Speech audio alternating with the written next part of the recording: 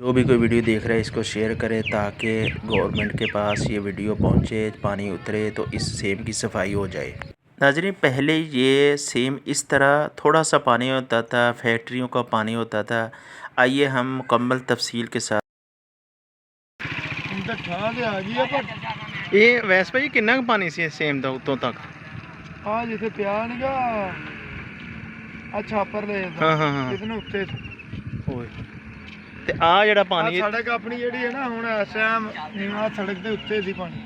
ਇਹ ਸੜਕ ਦੇ ਉੱਪਰ? ਹਾਂਜੀ ਆਓ ਦੇਖਦੇ ਜੇ। ਹਾਂ ਇੱਧਰ ਆਓ ਮੇਰੇ ਵੱਲ।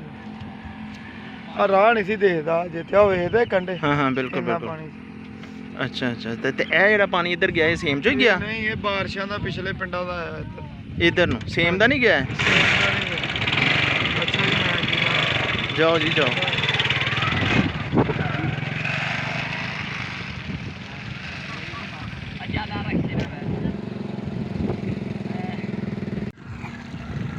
ਉਹ ਬੱਚੇ ਯਾਰ ਤੈਨੂੰ ਡਰ ਨਹੀਂ ਲੱਗਦਾ ਵੇ? ਤੂੰ ਭਾਵੇਂ ਪਿੱਛੇ ਡਿੱਗ ਭਾਵੇਂ ਥੱਲੇ ਉਤਰ ਜਾ ਮੇਰਾ ਵੀਰ। ਹੈਂ ਓਏ ਉਹ ਡਿੱਗਣ ਲੱਗਾ ਜੀ। ਲੇਕਿਨ ਪੁੱਤ ਫੇਰ ਵੀ ਇhtiyਾਤ ਨਾਲ ਰਹੀਦਾ ਹੁੰਦਾ ਨਾ, ਐਵੇਂ ਡਿੱਗ ਜਾਏਗਾ ਕਿੱਥੋਂ ਲੱਭਾਂਗੇ ਯਾਰ ਤੈਨੂੰ। ਇੱਧਰ ਹੋ ਜਾ ਸਾਈਡ ਤੇ। ਪਾਣੀ ਹੁਣ ਕਿੰਨਾ ਕੁ ਉਤਰ ਗਿਆ ਥੱਲੇ? नाज़रीन, गांव के लोगों ने अपनी मदद आपके तहत तकरीबन 3 लाख रुपए जमा करके इस सेम का जो किनारे हैं इनको बहुत ज़्यादा बड़ा किया, मट्टी डाली है। हुकूमत ने कोई साथ नहीं दिया।